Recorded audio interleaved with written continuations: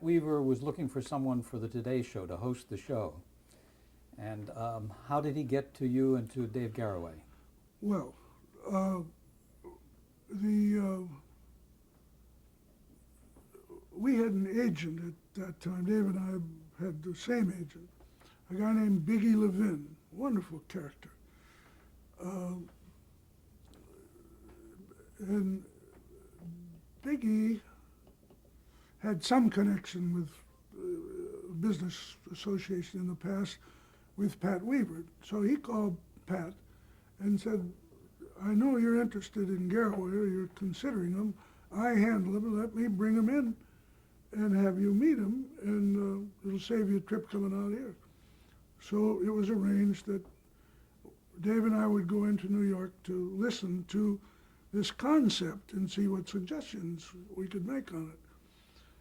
So we're ushered into Pat's office, which was at the top of Rockefeller Center, overlooking all of New York and the skating rink, and wow, I couldn't believe it, And there was Pat, tall, handsome guy, really an imposing guy in those days, slender, graceful, and well-tailored.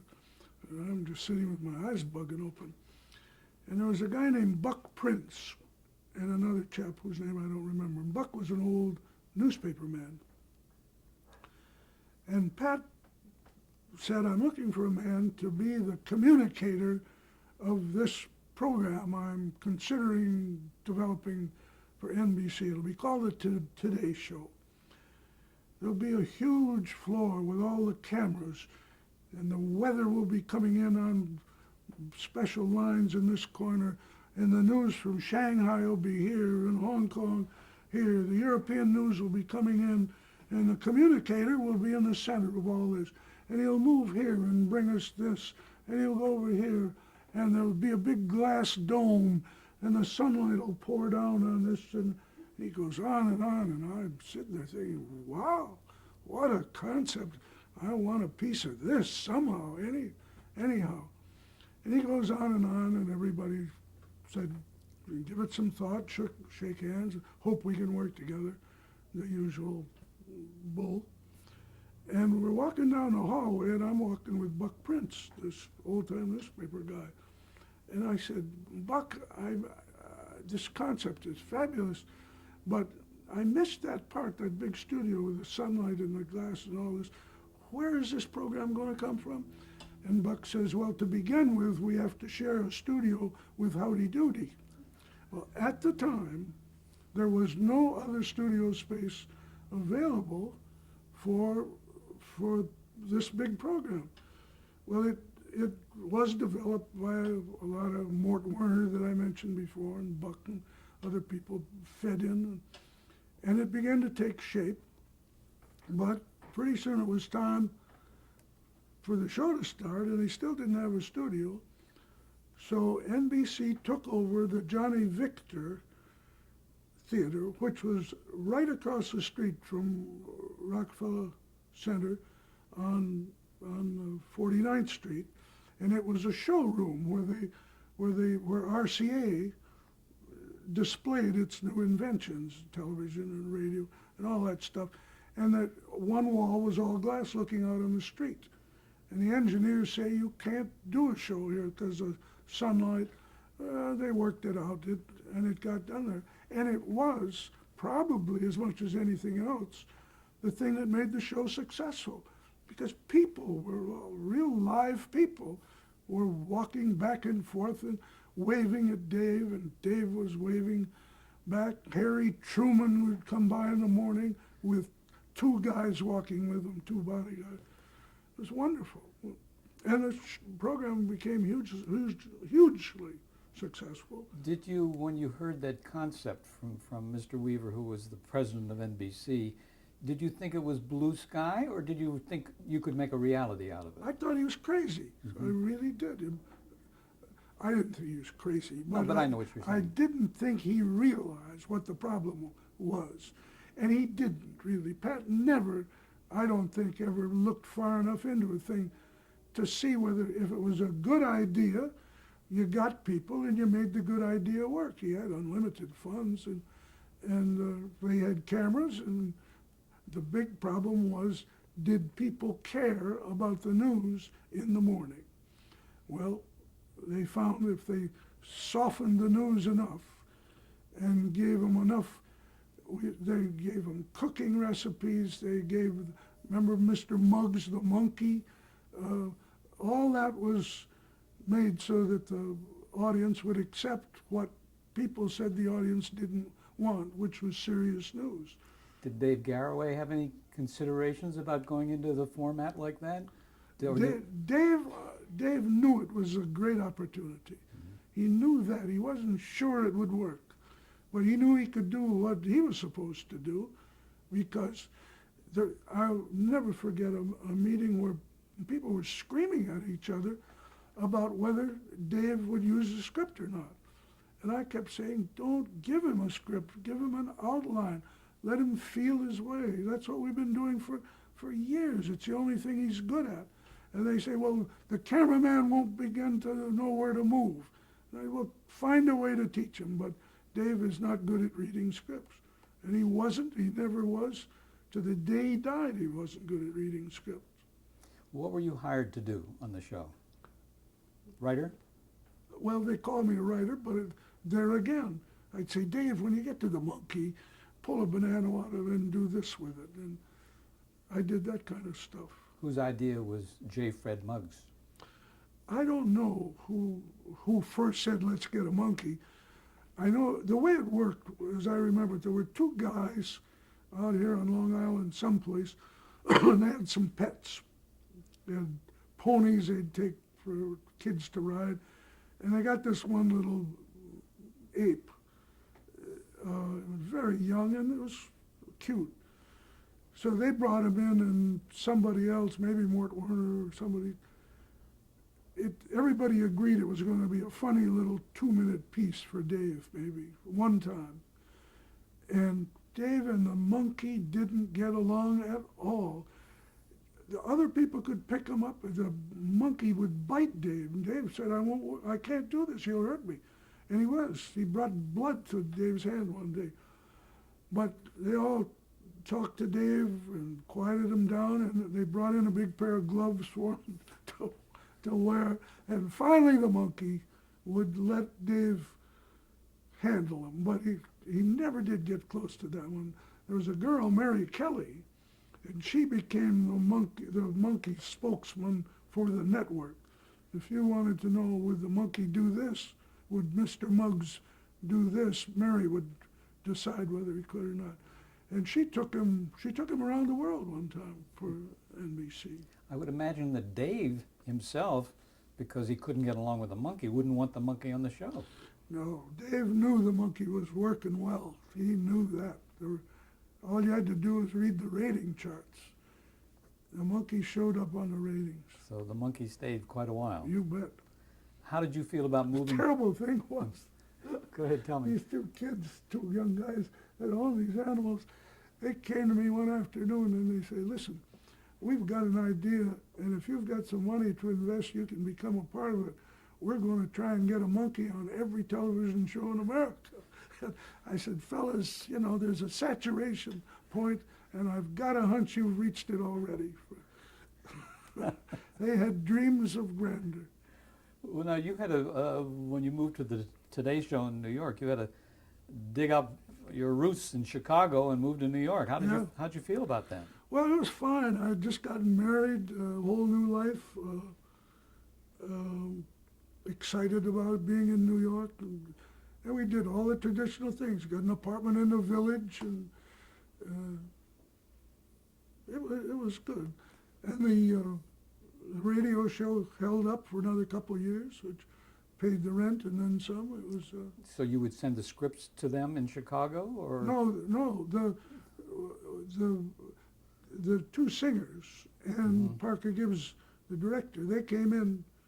Jack Haskell and Connie Russell came into New York, and we hired Skitch Henderson to put a little band together, and he put a great little swinging quintet, big jazz figures. I'm a little confused though. Was this the Studs Place now again, or was it a different show? No, this was Dial Dave Garroway. Oh, I beg your pardon. Yeah. Okay, so I Wait, just wait. wanted to keep it straight. No, So, I came in and Dan Petrie and somebody else took over, the radio show. took over Studs Place in Chicago. Okay, got it now. And how did Dave do the radio show from New York? Yeah, well, we just did the radio show from Uh-huh. New York. As- We had the band, we had the singers, and we did the same show we did in New York. And at the same time as he was doing Garraway at Large? Yeah. Gotcha. Now I'm clear. Thank you. Yep. Anything more you can tell us about Pat Weaver? I mean, in terms of your ongoing contact with him. Once you started the Today Show, did you find that he was becoming very involved in it? No, he had,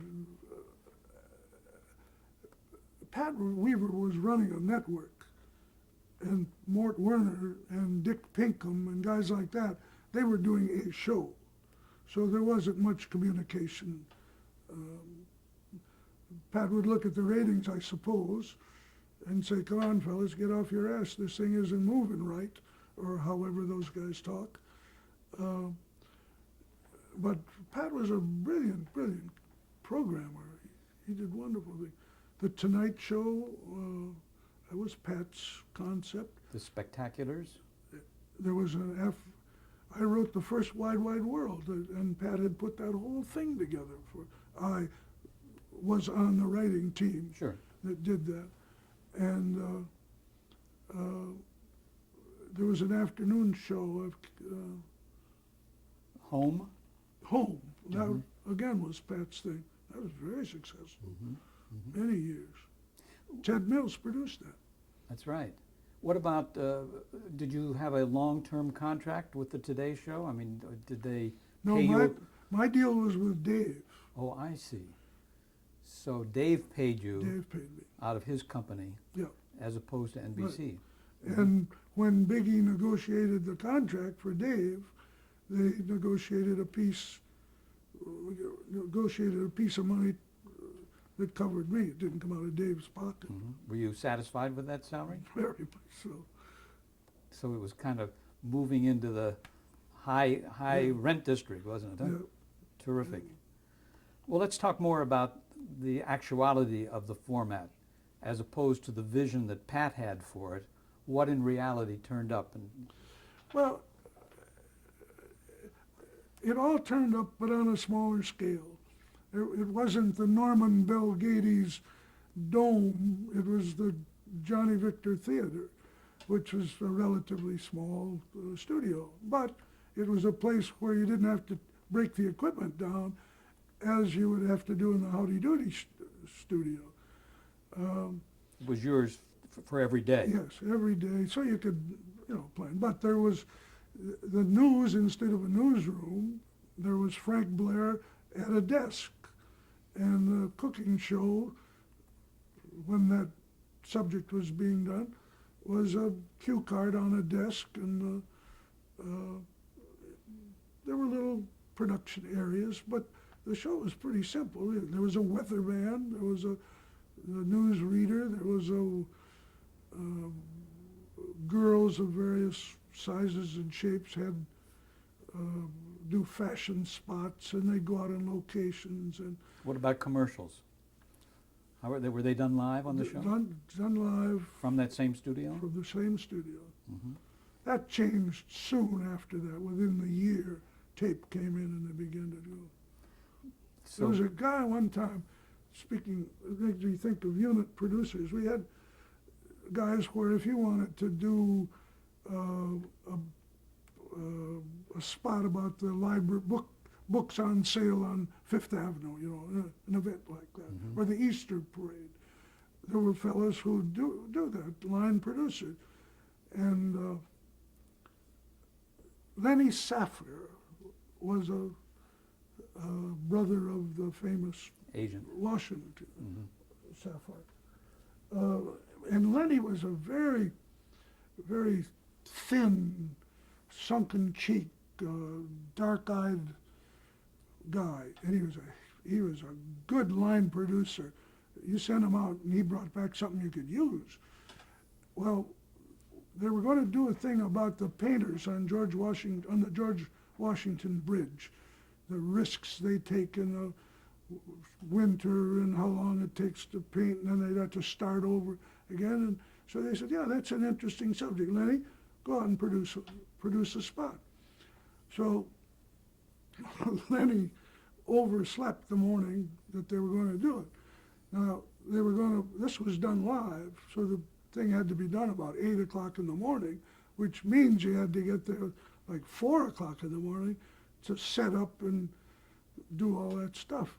So Lenny overslept, and then he woke up, and now it's 4:30, and he puts on a pair of trousers and a raincoat. He runs down and gets a cab, and he says, "Take me to the middle of the George Washington Bridge." And the guy said, "No, look, things aren't as bad as you think. Maybe if you stop and have some..." The guy gives him a big thing, thinking he was going to commit suicide. Saved his life, right? Yeah. Funny guy. Funny. Did you have many spots like that? I mean, would you try to Oh, there were countless things. Was there a very big staff on the show? Were there many people, a lot of people? Yeah, it working on got to be pretty big. Mhm. I'm trying to think of. Well, that was after I left the Today Show.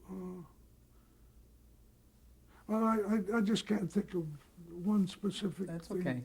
That's right. Let's talk about the difference now. You're working in New York, and New York crews, and a far more structured show. Did you feel the big difference between having worked in Chicago and now working in New York? I tell you, not so much, because while the Today Show, for example, was structured, it was still loose. You know, there were little elements that were planned and people had worked out, and they were all ready to go. So what you really had was the glue to put it together. That was your only problem. Not, I don't say only problem, but that was a problem. And the directors soon, there was a marvelous guy, Mike Zemer, who I later brought over to CBS to work on the Arthur Godfrey show. But Mike was a wonderfully fluid.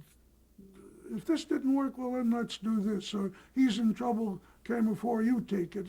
He could keep all those balls in the air.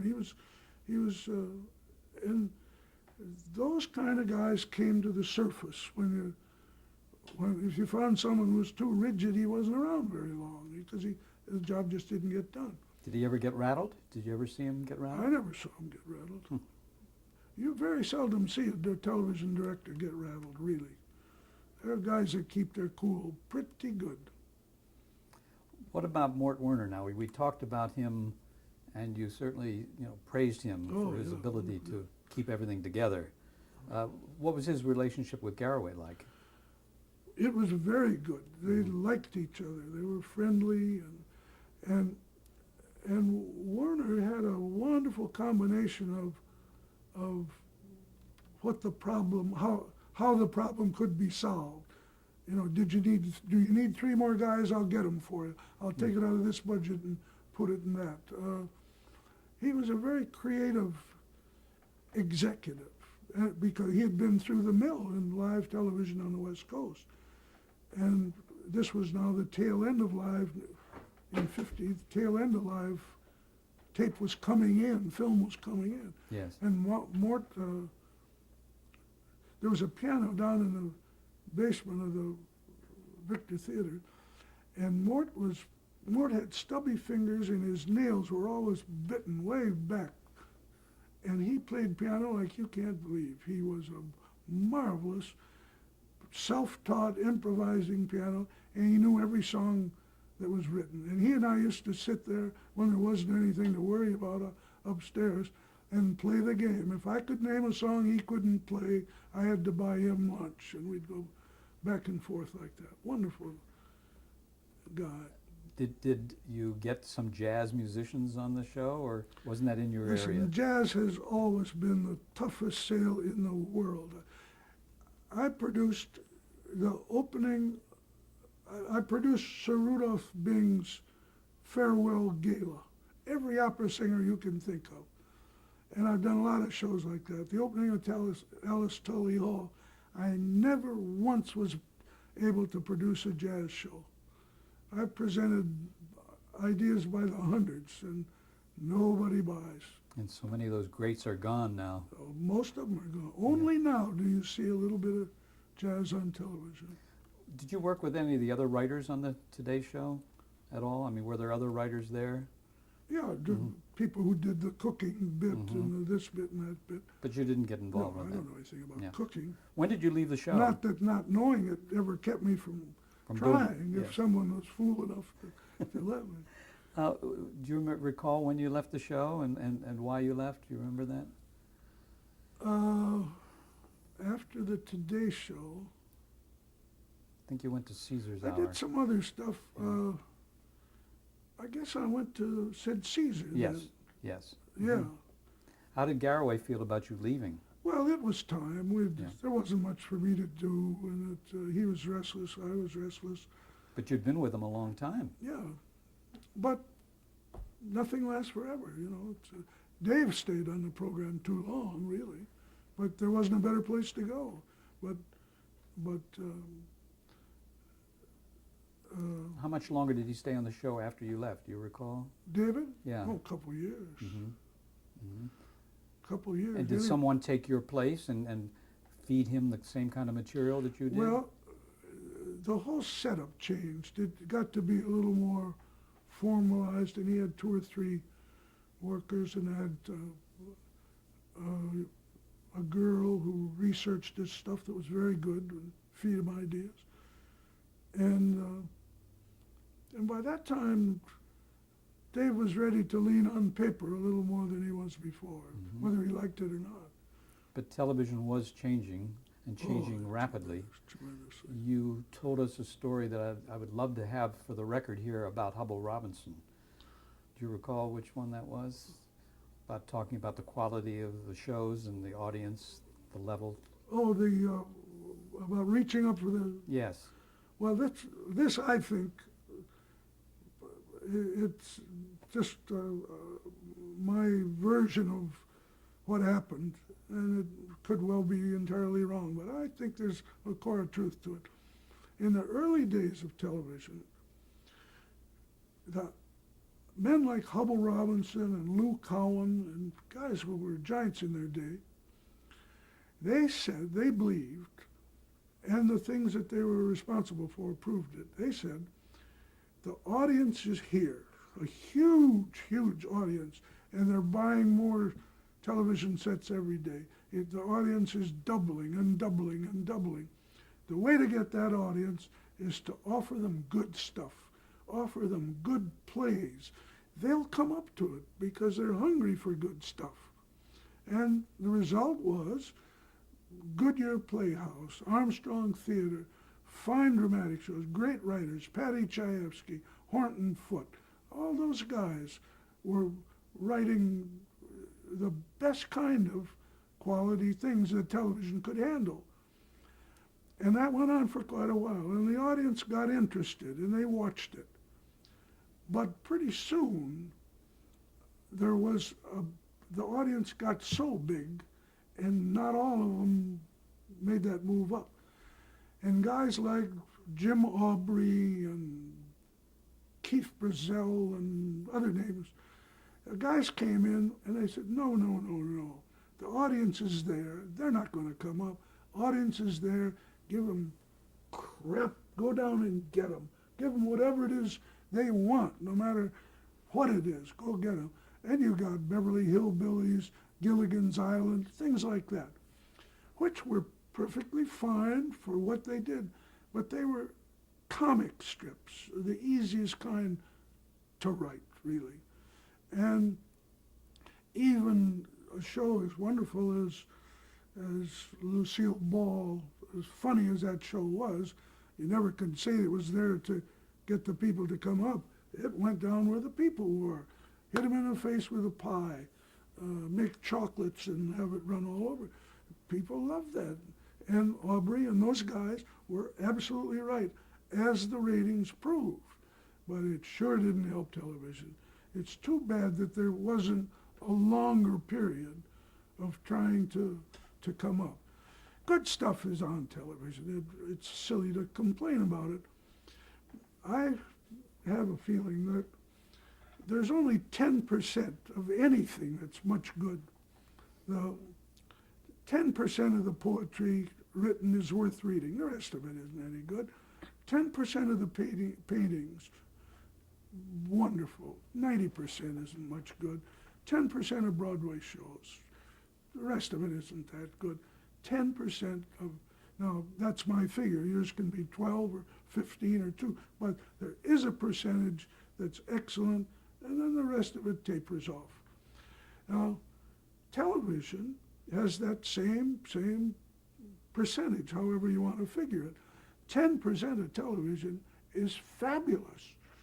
90% of it is pretty ordinary. You know, football is a triumph of pictures, and if you like sports, it's good.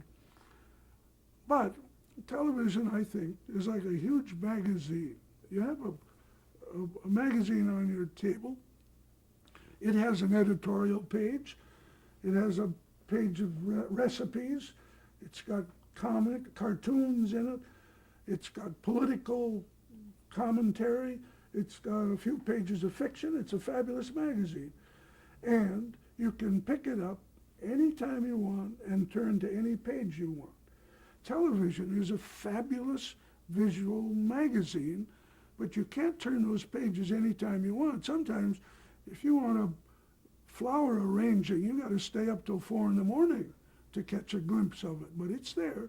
Someplace there's a show about flower arranging. I've never seen it. I'll bet you money, and especially with cable now, there's a show about everything. 10% of it's great, 90% isn't. That's the way it was back then. It's a very good analogy, Charlie, and I guess that's where the phrase lowest common denominator came from. Well, I don't think it's that low, really. Mm-hmm. It's just not up where it could be, where it's profitable. Yeah. Believe me, if the audience had come up far enough so the advertisers could, so the networks could sell time to the advertisers for that money, that's where it would be. I don't know. Well, let's jump now to, we were talking about 1954 and Caesar's Hour, so we're going to get to that in just a minute.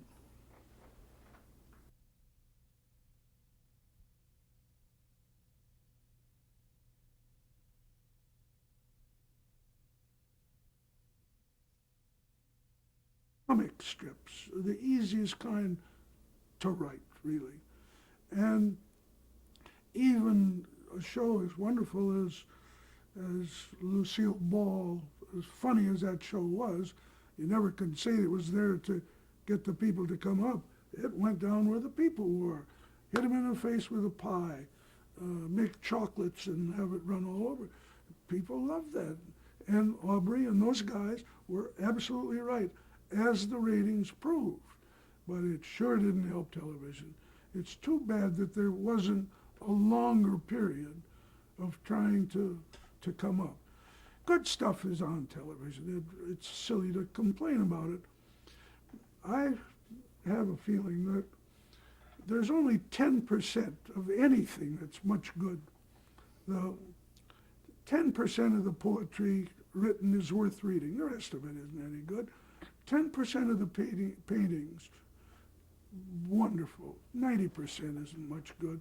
10% of Broadway shows. The rest of it isn't that good.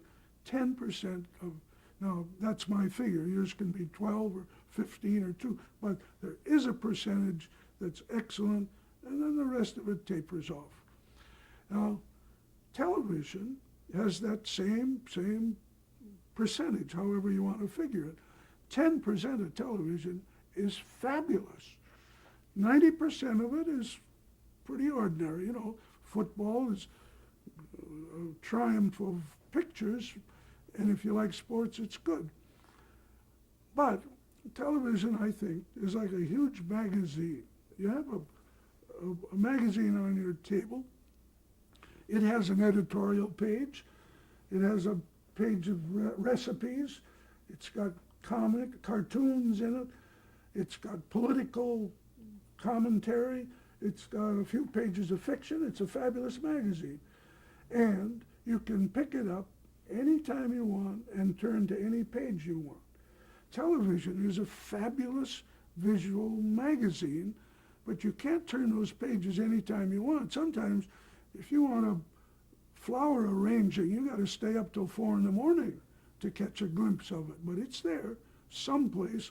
There's a show about flower arranging. I've never seen it. I'll bet you money, and especially with cable now, there's a show about everything. 10% of it's great, 90% isn't. And that's the way it was back then. It's a very good analogy, Charlie, and I guess that's where the phrase lowest common denominator came from.